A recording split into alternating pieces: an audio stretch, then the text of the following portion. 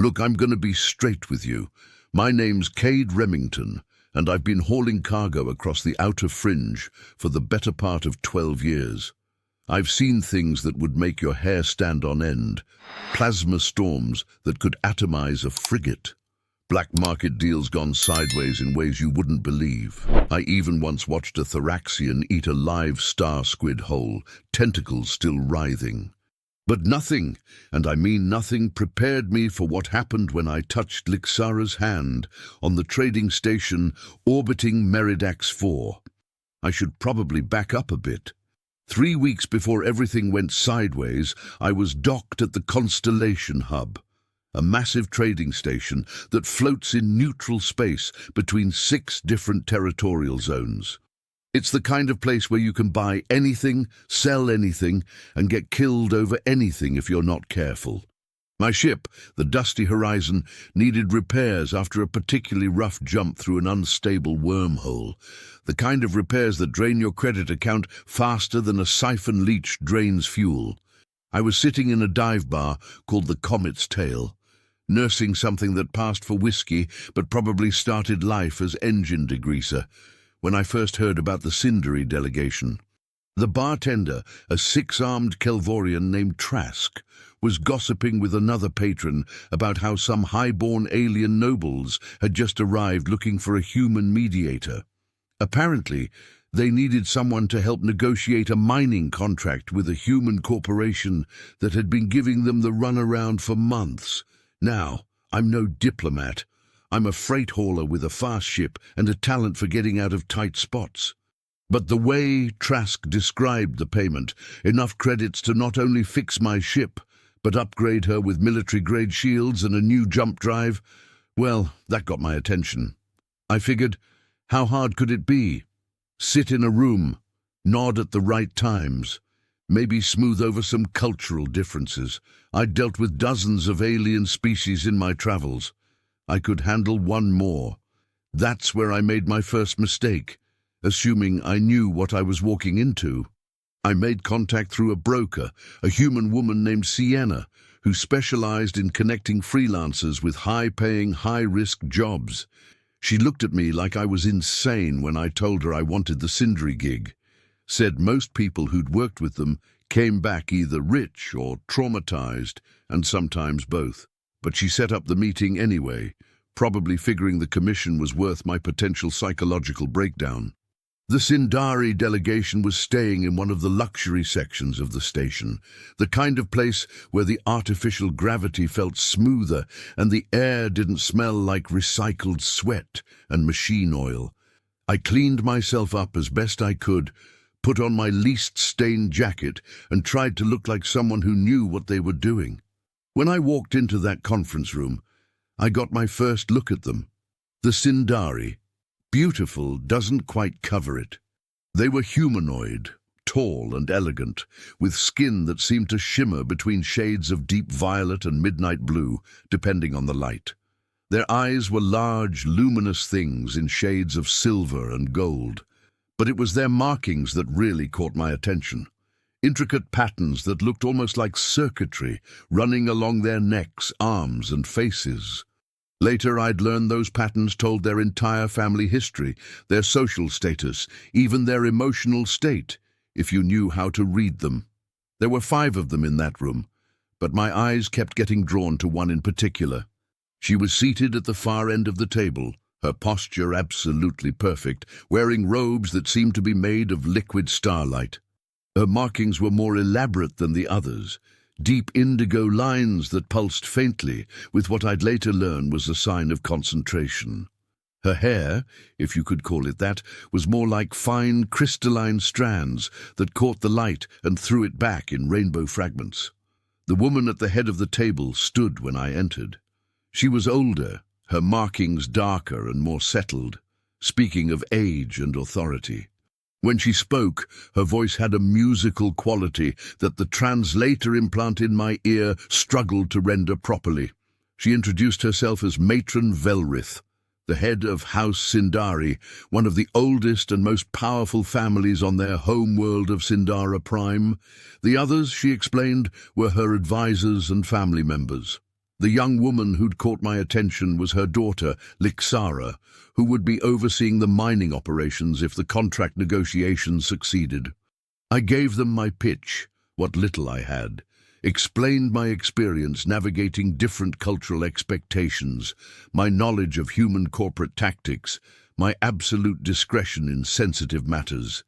Velrith listened with an expression I couldn't quite read, those silver eyes of hers seeming to look straight through me.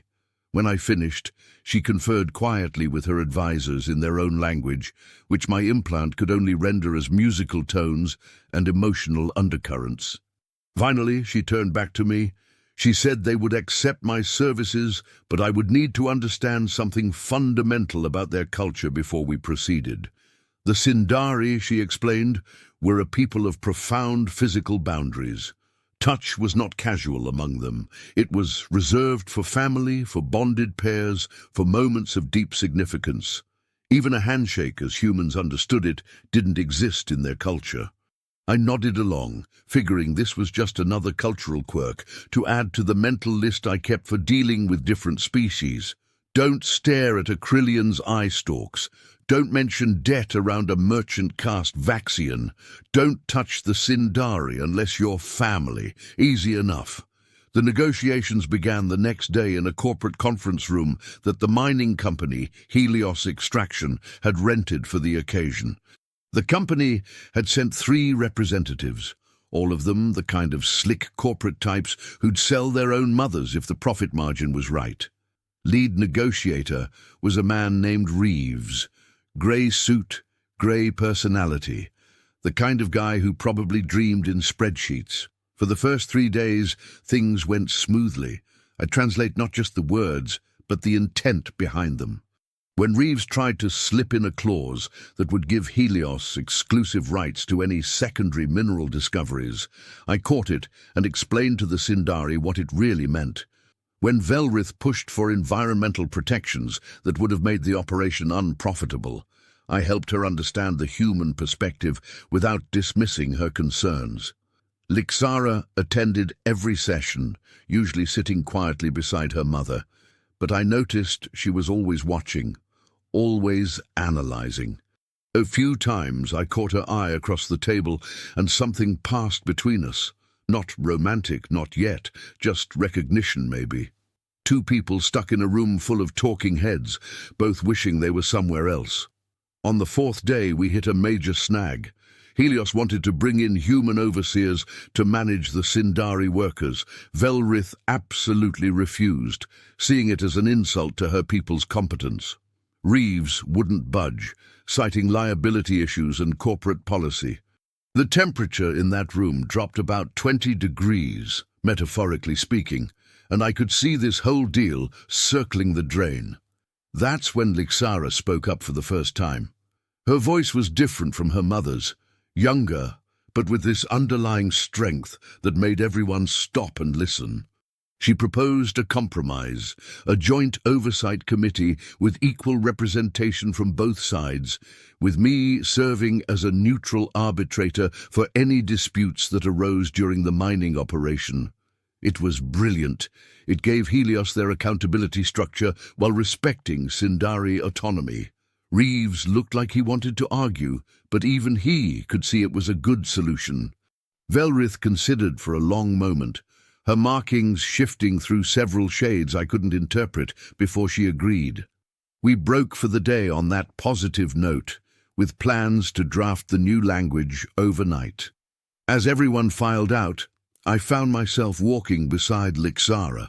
We'd never actually spoken one-on-one before, and I figured this was a good chance to make conversation. I asked her about Sindara Prime, what it was like growing up there. She told me about cities that grew like crystals from the ground, about gardens that bloomed with bioluminescent flowers, about a sky that showed 3 moons every night. Her markings brightened as she talked, and I realized they must be tied to emotion somehow.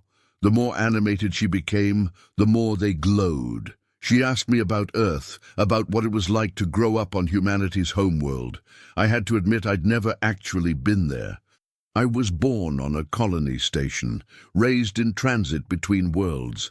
Earth was just this idea to me, this mythical place where humanity started but I'd never seen with my own eyes. I think that surprised her. She'd assumed all humans had this connection to their home world, the way Sindari did. We'd reached the exit of the conference center, about to part ways, when she said something that caught me off guard. She thanked me for actually listening to her idea, for not dismissing it just because she was younger than everyone else in that room.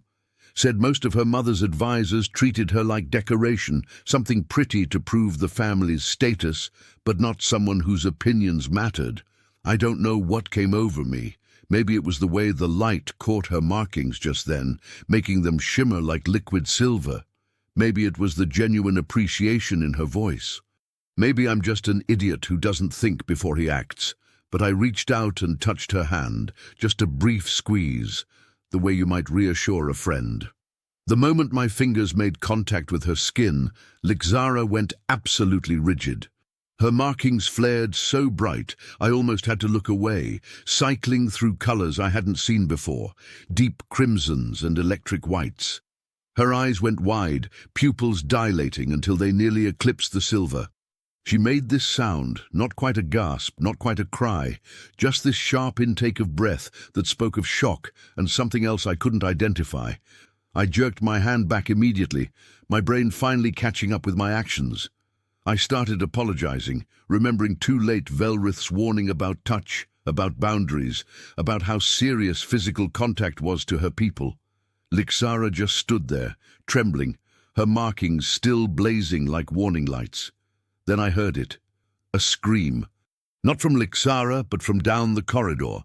Velrith had emerged from the conference room and seen us, seen the aftermath of my touch, seen her daughter's markings going haywire.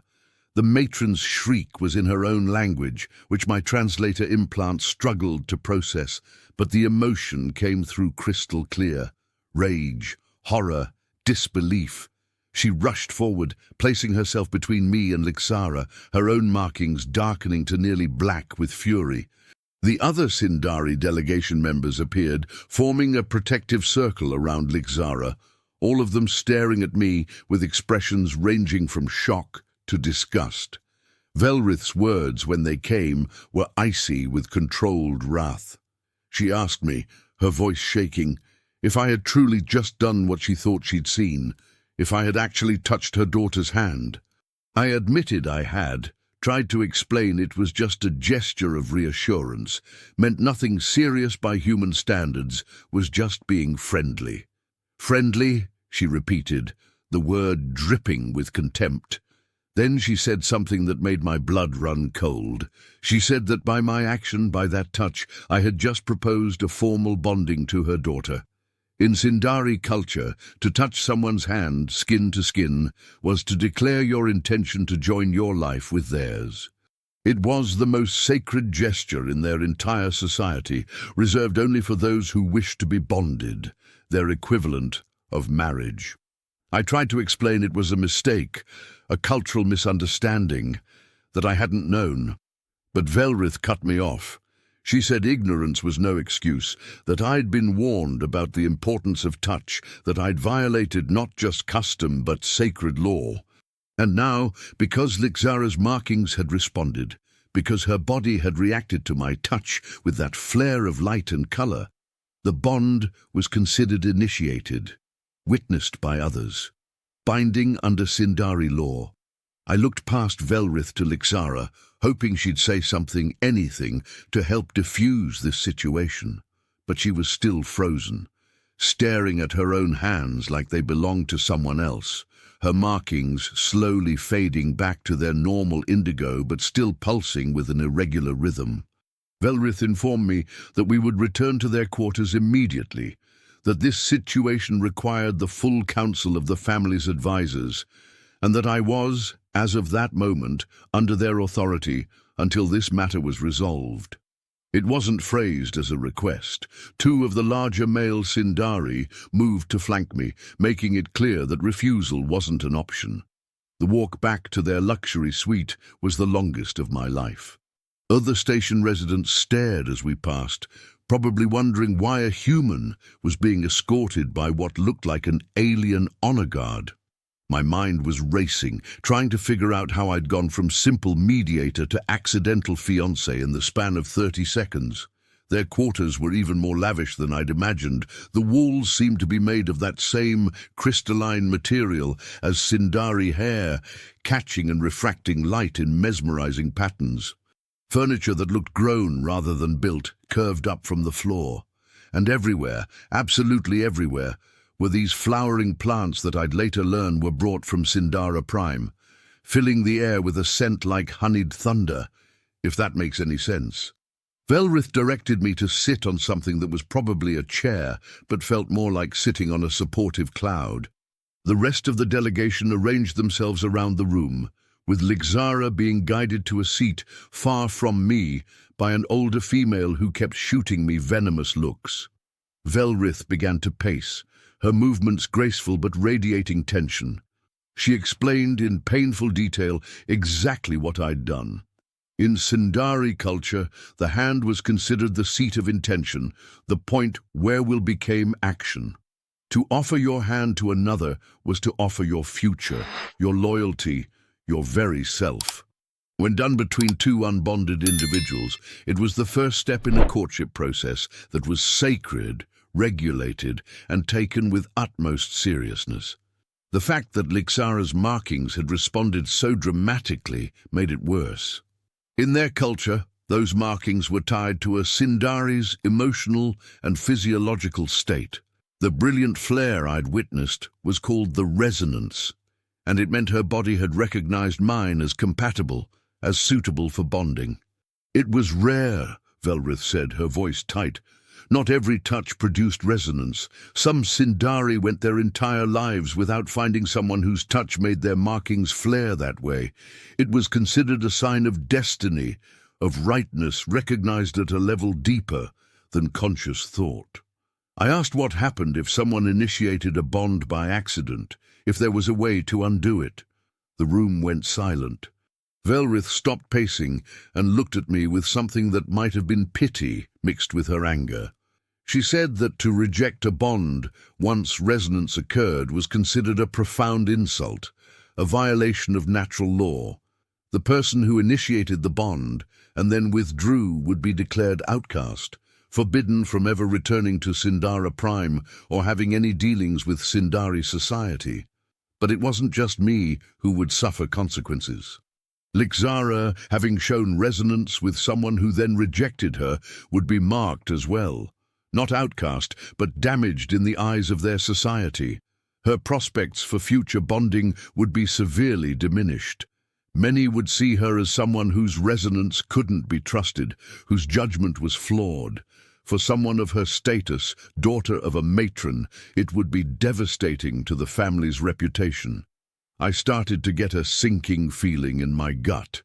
This wasn't just about cultural differences anymore.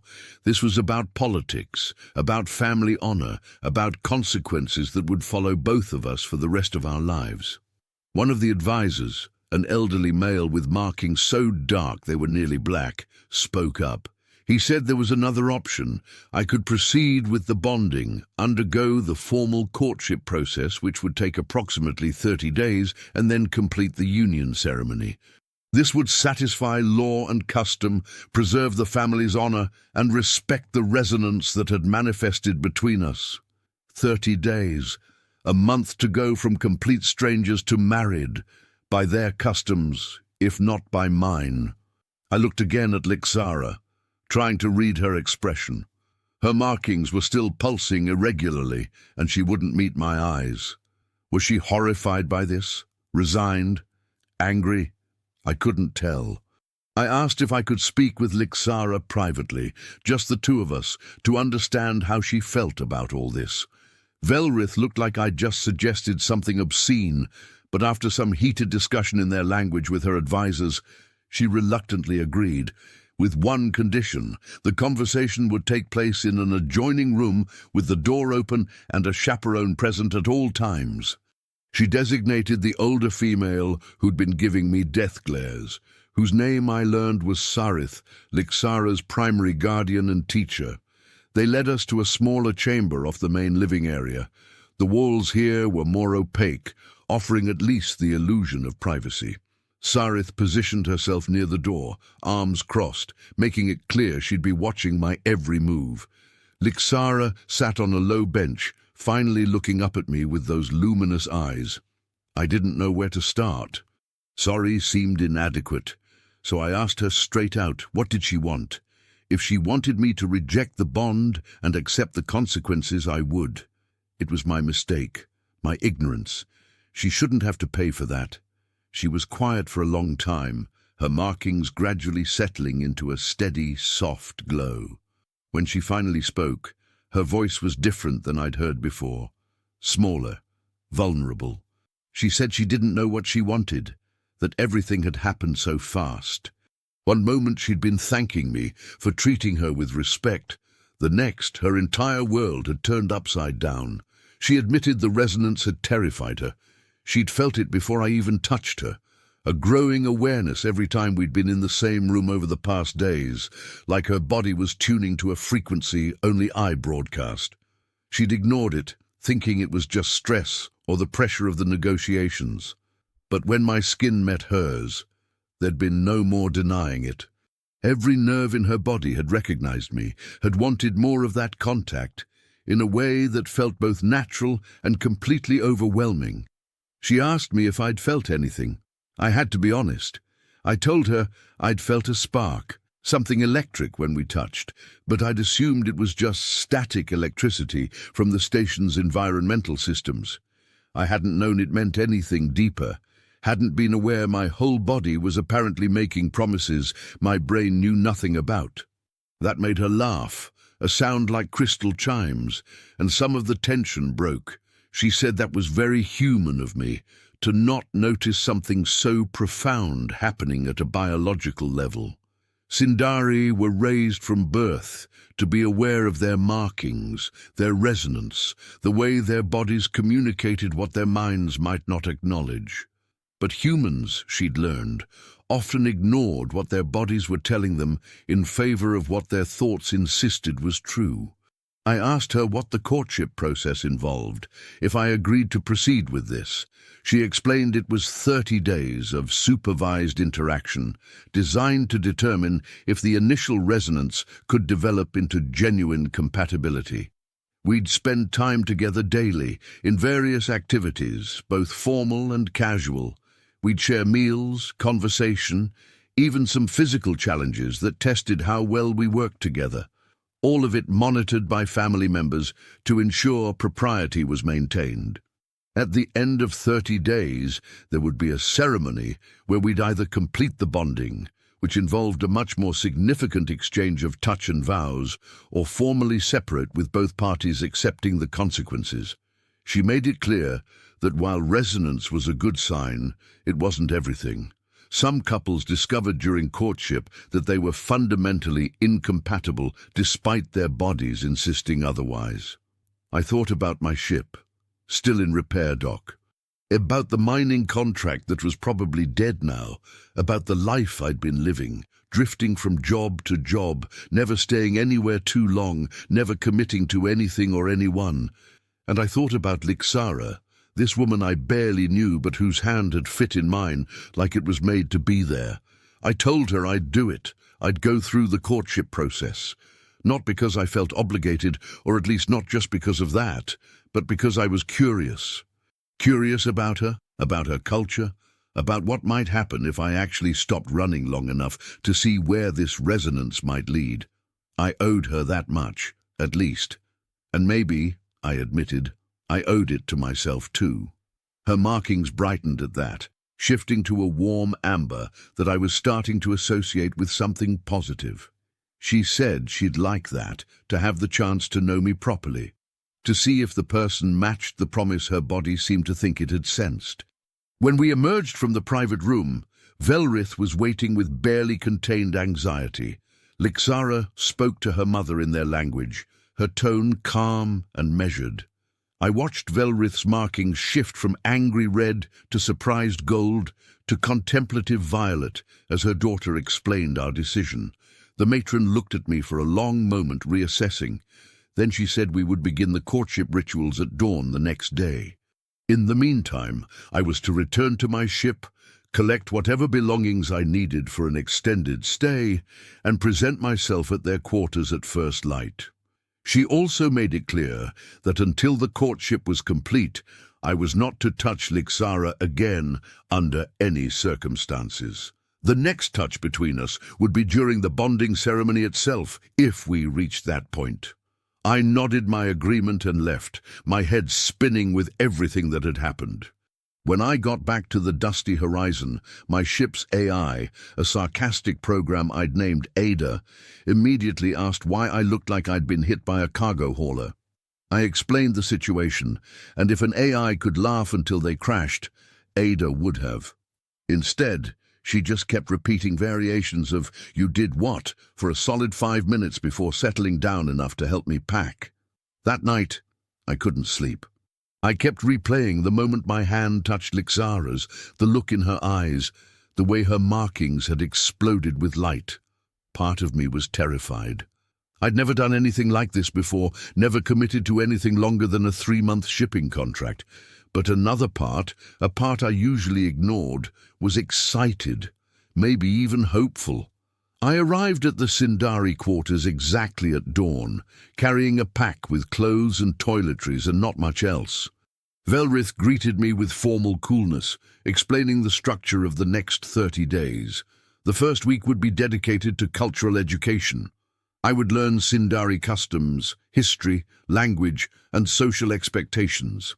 Lixara would learn more about human culture in return. We'd spend several hours a day together in structured lessons, always chaperoned. The second week would involve integration activities, where I'd participate in typical Sindari social events, and she'd do the same with human customs. The third week was dedicated to compatibility testing through shared challenges, both mental and physical. And the final week was reflection, where we'd each spend time with advisors discussing what we'd learned and whether we believed the bond should proceed. It sounded exhausting. It sounded terrifying. I said I was ready. The first few days were the hardest. I was studying their written language, which looked like musical notation and circuit diagrams had a baby. Learning their gestural communication, because apparently Sindari could convey entire conversations just through how they positioned their hands and shifted their markings. Understanding their social structure, which was based on complicated family networks where everyone had about 17 different titles depending on context. Lixara was learning too, studying human cultural diversity, which seemed to fascinate and bewilder her in equal measure. She couldn't understand how humans could have so many different cultures on one planet, with wildly different values and customs. To Sindari, who had essentially one unified culture across their entire world, the concept of cultural relativism was alien in a way that I apparently was not. We'd meet in the afternoons, sitting across from each other in one of the many gardens integrated into their quarters. Sarith always nearby, but giving us some space to talk. At first, our conversations were stilted, formal, covering safe topics like favorite foods and childhood memories, but gradually we started going deeper. She told me about the pressure of being a matron's daughter, always expected to be perfect, to represent the family with grace and dignity. About how she'd wanted to study xenobiology instead of trade negotiations, but duty had demanded otherwise. About how lonely it was to be surrounded by people who saw you as a symbol first and a person second. I told her about growing up on Meridian Station, a colony on the edge of civilized space, about watching my father drink himself to death after my mother left us, about stealing my first ship at 16 and never looking back, about the freedom of the outer fringe, but also the emptiness of never having a place that felt like home. By the end of the first week, something had shifted. We'd stopped being captor and captive, obligation and accident. We'd started being two people who were actually interested in each other, who looked forward to those afternoon sessions in the garden. The second week brought new challenges. Velrith arranged for me to attend a formal Sindari gathering, some kind of cultural celebration for one of their holy days. I was dressed in modified Sindari formal wear, these flowing robes that felt like wearing water, and given strict instructions on proper behavior. Don't speak unless spoken to, don't stare at anyone's markings, and absolutely under no circumstances touch anyone. The gathering was held in a massive hall that the Sindari had apparently rented out, with what must have been 100 of their people present. I'd never seen so many Sindari in one place. The diversity of their marking patterns was stunning, each one unique as a fingerprint, but beautiful in ways that made your chest ache. Lixara stayed near me throughout, not quite holding my hand, obviously, but close enough that I could feel the heat radiating from her skin. She introduced me to various family members and friends, each introduction a test of everything I'd been learning. I managed not to completely embarrass myself, though I definitely mixed up 2 of her cousins and called an uncle by the wrong honorific. But the worst moment came when a young male Sindari, his markings an aggressive orange, approached and basically challenged me. He said something in their language that my translator implant rendered as questioning my worthiness to court a matron's daughter. Before I could respond, Lixara stepped between us, her own markings flaring bright, defensive blue, and said something sharp that made the male back down and actually apologize. Later, she explained he'd been one of her designated suitors before the resonance incident, someone her mother had been considering for a formal bonding arrangement. His pride was wounded seeing her with an outsider, especially a human. I asked if there would be more challenges like that, and she admitted there might be. Not everyone approved of our courtship, and some would try to sabotage it. That night, back in the quarters they'd set aside for me, I lay awake, thinking about what I was getting into. This wasn't just about Lixara and me anymore.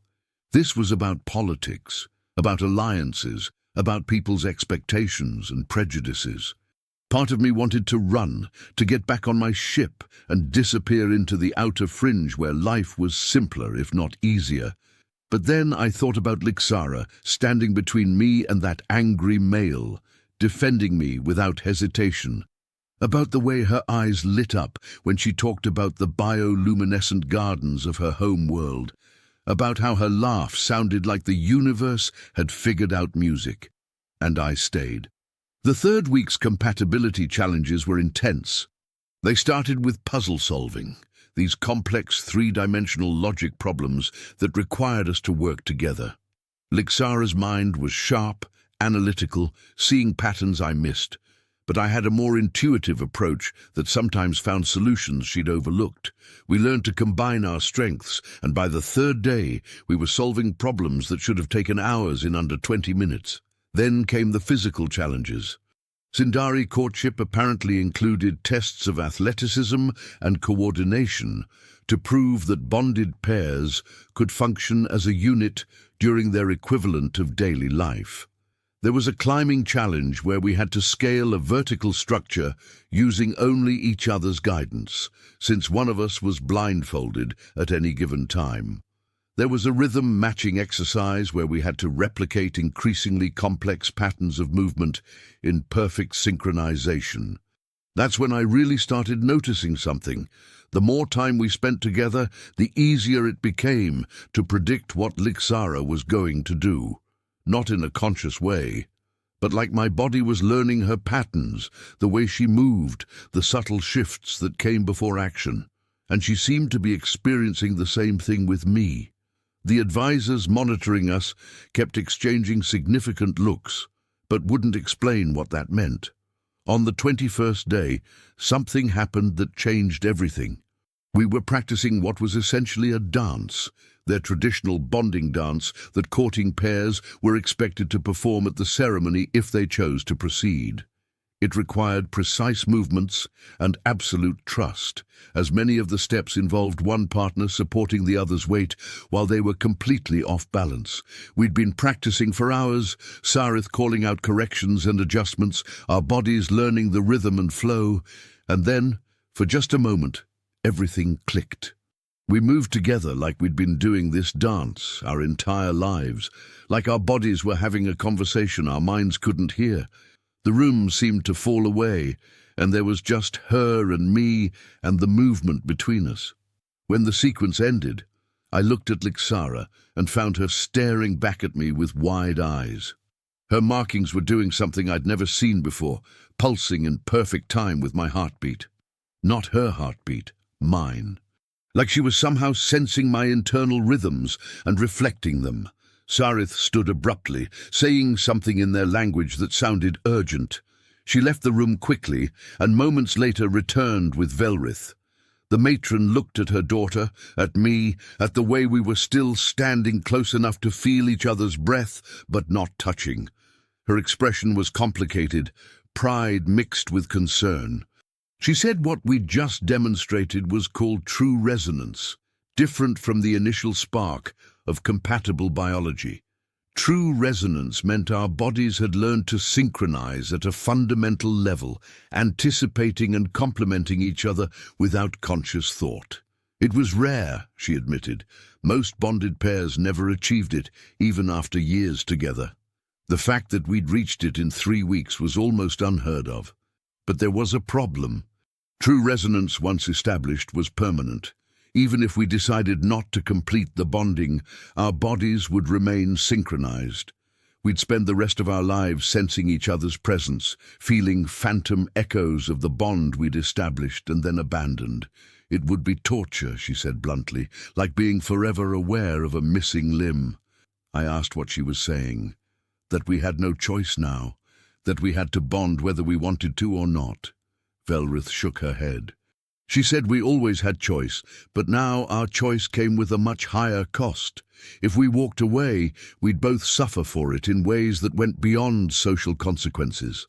I looked at Lixara, really looked at her. I'd spent 21 days getting to know this woman, learning that she was brilliant but insecure about her intelligence, that she loved terrible puns and would laugh so hard at them her markings turned bright pink, that she had a collection of pressed flowers from every world she'd ever visited, that she was terrified of deep water but would watch footage of Earth's oceans for hours with a kind of horrified fascination. I'd learned she was nothing like I'd assumed when I first saw her in that conference room.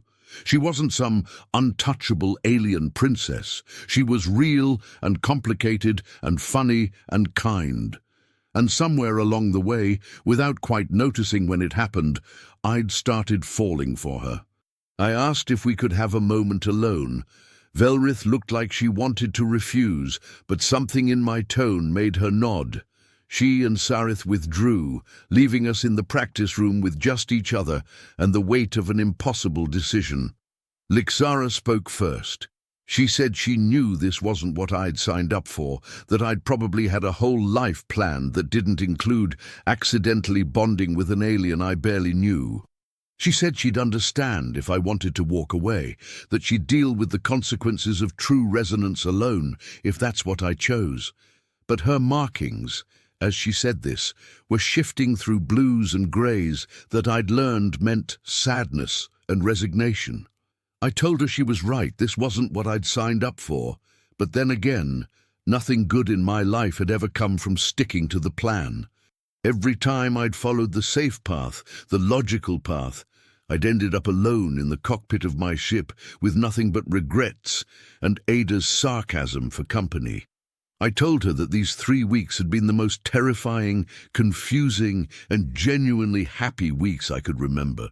That I'd woken up every morning, actually looking forward to the day ahead, instead of just trying to get through it. That somewhere between learning to pronounce her family name correctly and watching her absolutely destroy me at their version of chess, I'd stopped thinking of this as an obligation and started thinking of it as a choice I wanted to make. Her markings shifted to that warm amber I'd come to associate with hope, and she asked me what I was saying. I stepped closer, still not touching her, but close enough that I could see the intricate details of her markings, the way they branched and flowed like rivers of light across her skin. I said I wanted to complete the bonding, not because of true resonance or social consequences or fear of phantom pain, but because I'd spent my entire adult life running from anything that might tie me down. And I was tired. Tired of running. Tired of being alone. Tired of pretending that freedom meant never committing to anything. She reached out then, her hand stopping just millimeters from mine, not touching but close enough that I could feel the warmth radiating from her palm. She said she wanted it too, had wanted it for days now, but had been afraid to say so, afraid I'd feel trapped. She'd spent her whole life being what everyone else needed her to be, and for the first time, someone was choosing her for who she actually was, not what she represented. We stood like that for a long moment, hands almost touching, the air between us practically crackling with potential. Then I heard Velrith clear her throat from the doorway. How long she'd been standing there, I couldn't say, but the knowing look on her face suggested she'd heard enough. She said we should inform the family of our decision, that preparations for the bonding ceremony would need to begin immediately. Traditionally, these ceremonies took months to plan, but given the unusual circumstances and the fact that we'd already completed most of the courtship requirements, she could have everything ready in 7 days. 7 days. 1 week until I'd be bonded for life to a woman I'd met less than a month ago. It should have terrified me. Instead, I felt this strange sense of calm, like I'd been drifting for years and had finally found an anchor. The next week was chaos. Velrith had apparently decided that if her daughter was going to bond with a human, it would be done with all the proper ceremony and grandeur that the family's status demanded. Tailors appeared to fit me for formal bonding robes. Cultural advisors drilled me on the ceremony's various stages and the responses I'd need to give. And Sarith, who'd gone from barely tolerating my presence to something approaching grudging respect, taught me the traditional bonding song I'd need to sing. Yes, sing. Apparently, Sindari bonding ceremonies involved the couple performing a duet in their musical language, a call and response that symbolized the harmony they were committing to create together. My complete lack of musical training was, according to Sarith, not an acceptable excuse. She worked with me for hours each day until I could at least carry the melody without making it sound like a star whale in distress.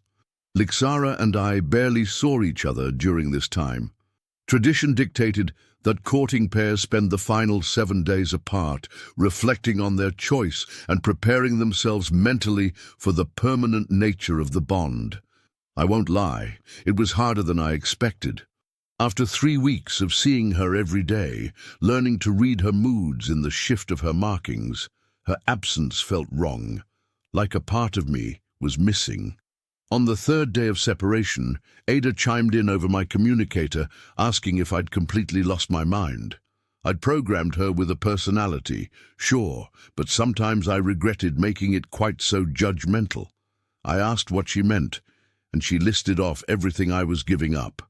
My freedom to travel wherever I wanted. My ship, since bonded Sindari, were expected to establish a permanent home, my entire way of life. I told her she wasn't wrong, but that maybe that way of life hadn't been working as well as I'd pretended it was. Maybe being alone and free wasn't the same as being happy. Ada went quiet for a long moment, which for an AI was basically the equivalent of stunned silence, then said she supposed if I was going to settle down, at least I'd picked someone interesting. The night before the ceremony, I couldn't sleep. I kept thinking about my father, wondering what he'd say if he could see me now. He'd been a freight hauler too, before the drinking took over, before my mother left. He used to tell me stories about Earth, about the place he'd grown up before joining the merchant fleet. He'd always said he regretted leaving, regretted choosing the stars over the woman he'd loved. I'd grown up thinking he was weak for that regret, for wishing he'd made a different choice.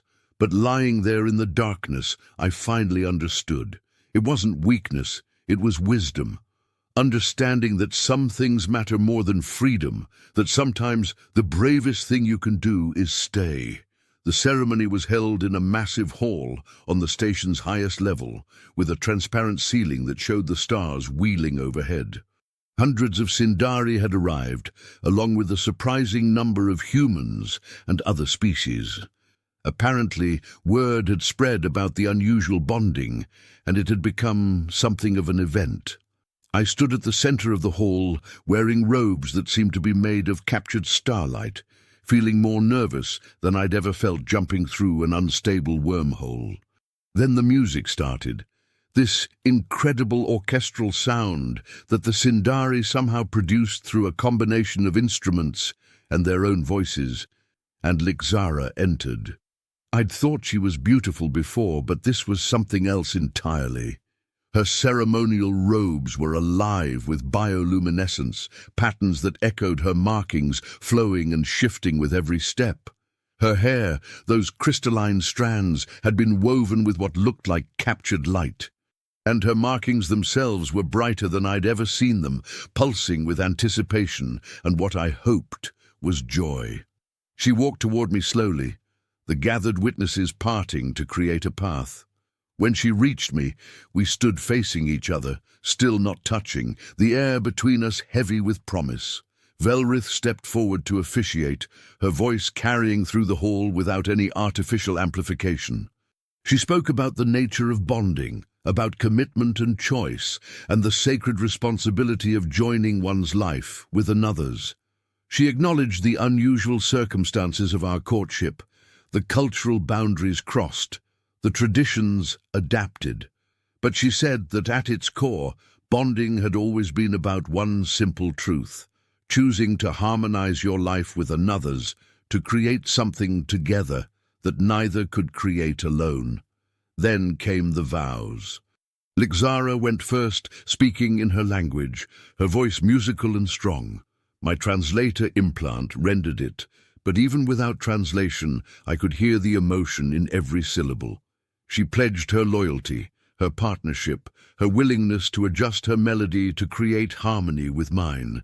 She spoke about seeing me, truly seeing me, not as a convenient solution to a cultural crisis, but as someone whose presence made her world brighter. My turn. I'd memorized the words in her language, spent days practicing the proper inflections with Sarith, but standing there looking into Lixara's luminous eyes, I almost forgot everything I'd learned. Then her markings pulsed once, a gentle rhythm that matched my heartbeat, and the words came. I pledged to honor her choices, to support her dreams even when they diverged from mine. I promised to learn to sing her language, to understand her culture, to be a bridge between her world and mine. I said I was choosing her, every day forward, not because fate or biology or accident had brought us together, but because she was worth choosing. Then came the part I'd been simultaneously anticipating and dreading. The final touch, the completion of the bond. Velrith instructed us to extend our hands, palms facing each other, but not yet making contact. I could feel the heat radiating from Lixara's skin, could see her markings beginning to flare in anticipation of what was coming. The entire hall had gone silent, hundreds of witnesses holding their breath. Velrith spoke the final words of the ceremony, something about two becoming one while remaining two, about harmony requiring distinct voices. Then she gave the signal. We moved at exactly the same moment, our palms meeting, fingers interlacing, and the world exploded. The resonance that had flared when I'd accidentally touched her hand weeks ago was nothing compared to this. Light burst from our joined hands, so bright that people in the crowd gasped and shielded their eyes. But it wasn't just light. I felt Lixara's presence flood into me, not erasing who I was, but expanding it, making room for her beside me in my own consciousness. I could feel her heartbeat as clearly as my own, could sense her emotions, her joy and relief and lingering nervousness and deep, profound love that took my breath away. And through the bond, I could feel that she was sensing the same from me, my fear and wonder and absolute certainty that this was right. The light gradually faded, but the sensation didn't. I could still feel her, a constant warm presence at the edge of my awareness. Her markings had changed, I realized. They were still primarily her own pattern, but now they carried traces of something new, swirls and eddies that seemed to mirror patterns I couldn't see in myself. Later I'd learned that bonded Sindari always carried marks of their partner, physical evidence of the connection they'd chosen. Velrith declared us bonded, her voice thick with emotion. The hall erupted in celebration, that strange musical cheering the Sindari did, mixed with human whistles and hollers, but I barely heard any of it. I was too focused on Lixara, on the way she was smiling at me, on the fact that I could feel through the bond exactly how happy she was. The reception that followed was a blur of congratulations and cultural performances and food from a dozen different worlds. Sindari came up to examine Lixara's new markings with fascination, commenting on their uniqueness. Humans clapped me on the back and made jokes about alien wives that I was too overwhelmed to properly respond to. At some point, Sienna, the broker who'd gotten me into this mess, found me. She said she'd heard about what happened, couldn't believe I'd actually gone through with it. I told her it was the best mistake I'd ever made, and she laughed, saying maybe she should start advertising accidental bondings as a service. As the celebration wound down into early morning, Lixara and I finally had a moment alone on one of the observation decks. Through the transparent floor, we could see the station rotating slowly, stars sliding past in an eternal dance. She leaned against me, my arm around her shoulders, and through the bond I could feel her contentment mixing with my own. She said she'd been thinking about what came next, about where we'd live, and what we'd do. I admitted I'd been wondering the same thing. My life as a wandering freight hauler was over, but I didn't know what came after. She had an idea, she said. The mining contract with Helios, the one that had brought us together, still needed someone to serve as neutral arbitrator. But beyond that, there were hundreds of human Sindari business relationships that struggled with cultural miscommunication. What if we became professional mediators, using our unique position as a bonded cross-species couple to bridge the gap? It was brilliant. We'd be helping prevent situations like ours, where simple misunderstandings spiraled into crises. We'd be making the galaxy a little more connected, a little more understanding. And we'd get to travel together, see new worlds, have adventures that didn't involve accidentally proposing to alien nobility. I told her I loved it, and through the bond, she felt the truth of that. She said she loved me, and I felt that truth in return, warm and certain and absolutely real, not because biology had forced it, not because society had demanded it, but because somewhere between a cultural disaster and a beautiful ceremony, we'd chosen each other. The next few months were an adjustment, to say the least. We established a home base on Sindara Prime, in a dwelling that Lixara's family provided, though we spent most of our time traveling for work. The dusty horizon got an upgrade, modified to comfortably accommodate 2 people and Sindari environmental preferences. Ada welcomed Lixara aboard, with only minimal teasing about how she'd lost a bet about me staying single. Our reputation as mediators grew quickly. Turns out, a human who could read Sindari markings through his bond, and a Sindari who understood human cultural nuances, was exactly what a lot of companies needed. We prevented 3 potential interspecies incidents in our first month alone and had more contract offers than we could accept. But it wasn't all smooth sailing. There were cultural clashes between us, moments where my human directness offended her Sindari sense of propriety, or her people's formality drove my casual nature crazy. There were nights where I missed the simplicity of solo freight runs, where I could make decisions without considering anyone else. There were times when she felt trapped, missing the life she'd imagined before a human touched her hand and changed everything. But here's what I learned about bonding, about commitment, about love that crosses the stars. It's not about never having doubts or difficulties. It's about choosing every single day to work through them, to harmonize, even when your natural rhythms don't align, to trust that the bond you've built is stronger than any single moment of struggle. About 6 months after our ceremony, we got word that Helios Extraction was having serious problems with the Sindara prime mining operation. The human overseers and Sindari workers weren't getting along, productivity was down, and both sides were threatening to void the contract. They wanted us to come in and sort it out. When we arrived on site, the situation was worse than described. The humans thought the Sindari were being deliberately obstructive and overly sensitive. The Sindari felt disrespected and unsafe, like their boundaries weren't being honored. Tensions were high enough that a few altercations had already occurred.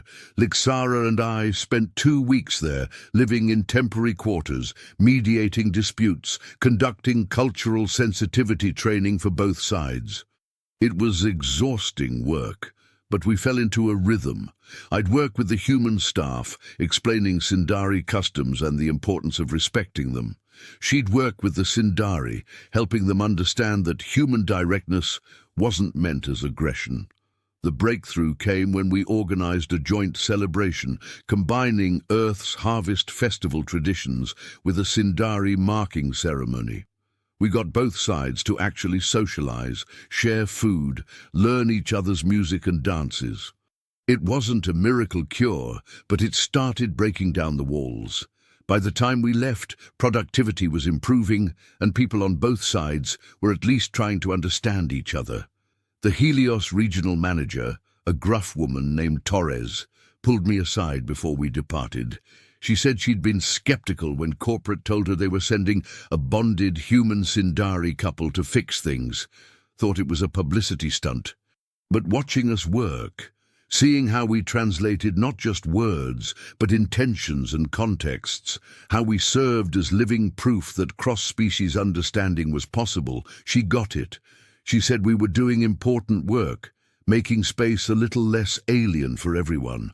Then she offered us a contract to provide ongoing mediation services for all Helios operations in Sindari space.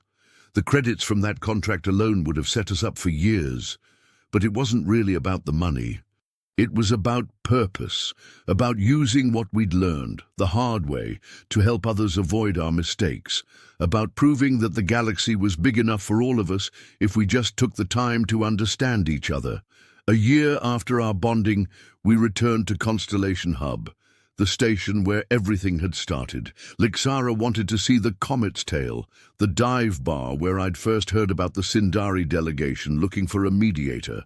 Trask, the bartender, nearly dropped his 6 arms worth of glasses when he saw us walk in together, her hand in mine, her markings showing those swirls that marked her as bonded. He said he'd heard rumors about what happened, but hadn't believed them. A human and a Sindari, bonded after an accidental hand touch, said it was the wildest story to come out of the hub in decades. I bought him a drink and told him he had no idea. That night, lying in our quarters aboard the dusty Horizon, I asked Lixara if she ever regretted it. Regretted that moment in the corridor when my stupid human instincts had reached out to comfort her, setting off a chain reaction that had upended both our lives. Through the bond, I felt her amusement before she even spoke. She said that if I'd asked her that question a year ago, while she was still processing the shock and fear and upheaval, she honestly wouldn't have known how to answer. But now she couldn't imagine her life any other way. She said she'd spent her whole life before me following a script written by duty and expectation. She'd been a daughter, a representative, a symbol, but never really herself.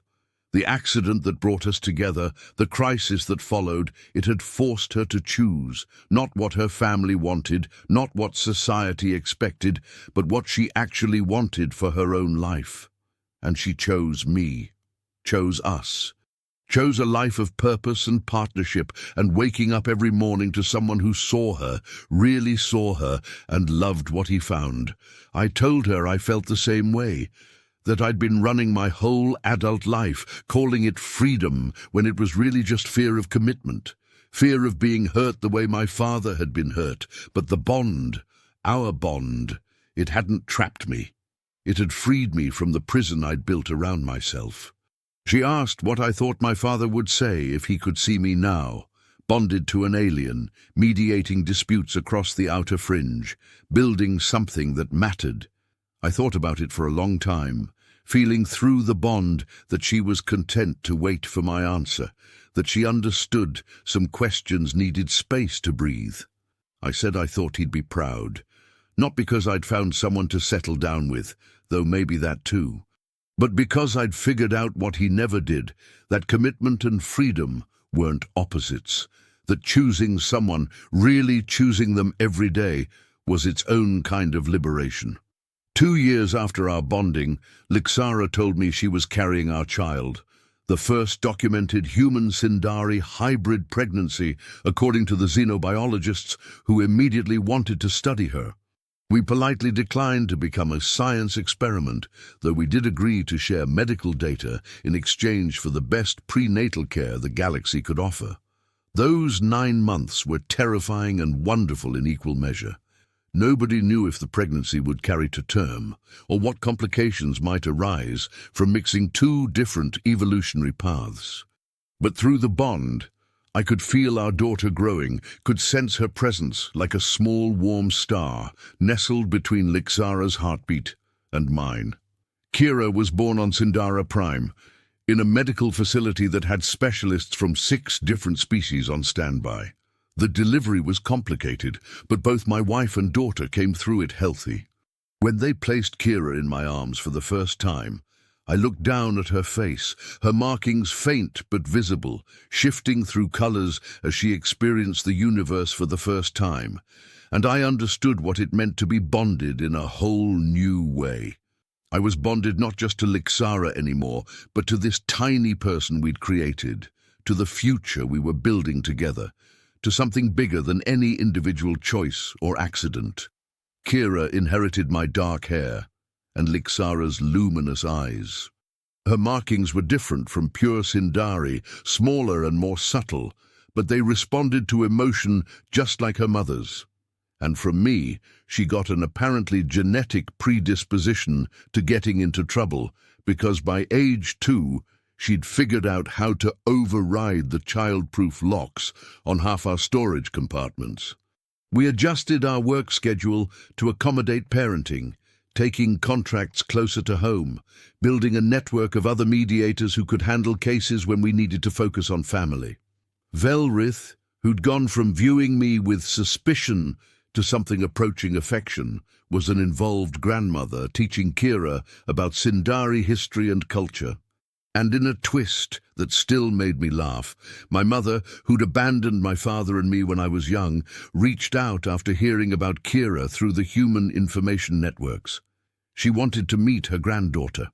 I was angry at first, old wounds reopening, but Lixara, through the bond, helped me process that anger, helped me see that people change, that forgiveness isn't about excusing the past, but choosing not to let it poison the future. So my mother came to Sindara Prime, met her alien daughter-in-law and hybrid granddaughter, and cried for 3 hours straight. She apologized for leaving, explained that she'd been drowning in depression and hadn't known how to ask for help. She said seeing me now, seeing the family I'd built, the life I'd chosen, it made her proud and heartbroken in equal measure. Proud of who I'd become, heartbroken that she'd missed watching it happen. I introduced her to Kira, watched my daughter's marking shift to curious yellow as she examined her human grandmother's unmarked skin.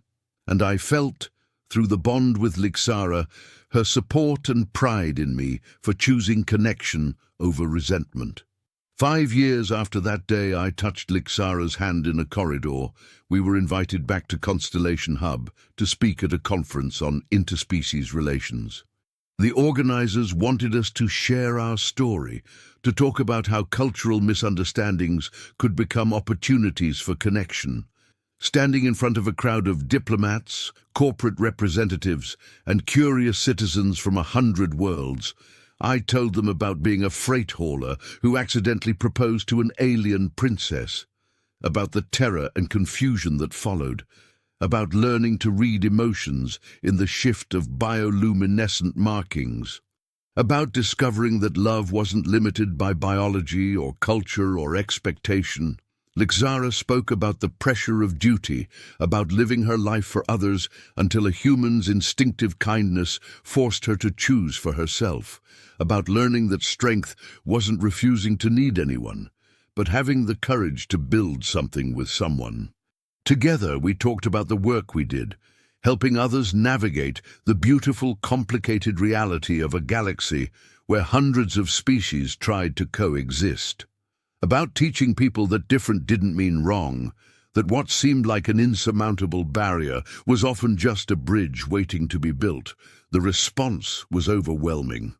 After our presentation, we were approached by dozens of people, human and alien alike, sharing their own stories of cross-species relationships, asking for advice, seeking hope that their own situations could work out.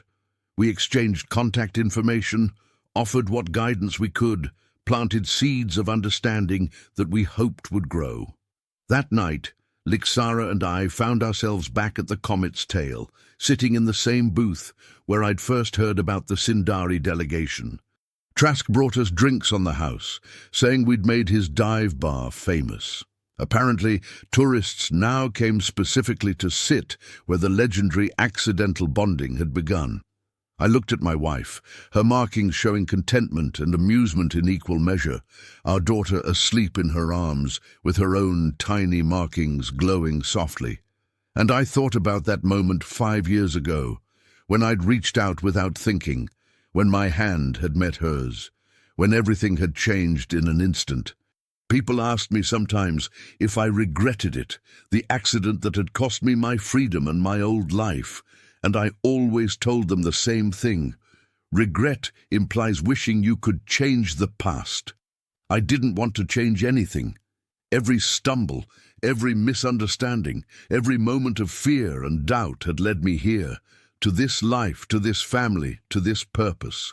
The galaxy is vast beyond human comprehension, full of wonders and terrors in equal measure. There are species we haven't met yet, cultures we don't understand, conflicts brewing in distant systems. The work Lixara and I do, helping people bridge the gap between different ways of thinking and being, it's important. But it's not the most important thing. The most important thing is what we're teaching Kira, that diversity isn't a weakness, but a strength. That understanding requires effort, but the reward is connection. That love isn't limited by biology or culture or expectation, but only by our willingness to choose it. She's growing up in 2 worlds, human and Sindari, and that makes her something new.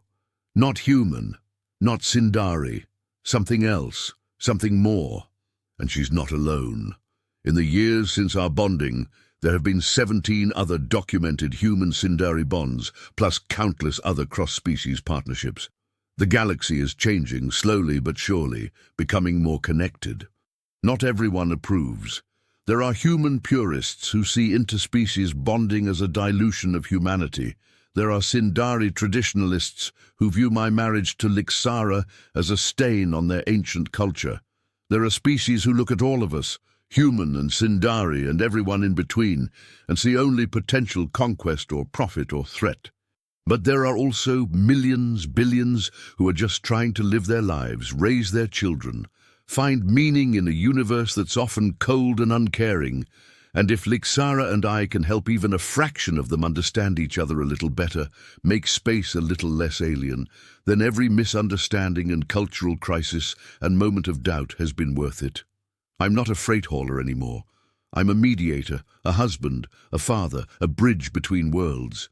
And it all started because I touched someone's hand without understanding what it meant. The matron screamed.